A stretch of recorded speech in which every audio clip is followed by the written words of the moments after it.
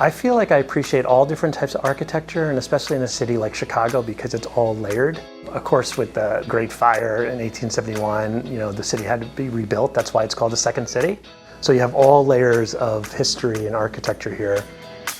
We like to define our apartment as pretty eclectic. A lot of it is collected things that we've, acquired over the years.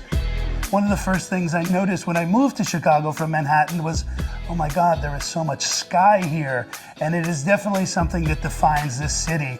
A river runs through it, it's on a lake. I mean, what could be better? Mario and I have been at Sentral for 3 years, and we've been happy here ever since. It's a refuge, it's a sanctuary, but then you walk out and you have the city at your feet. Literally, Grant Park is right there, and it's called the front porch of Chicago. And that's where all the big events take place, and we're happy to have it as our view.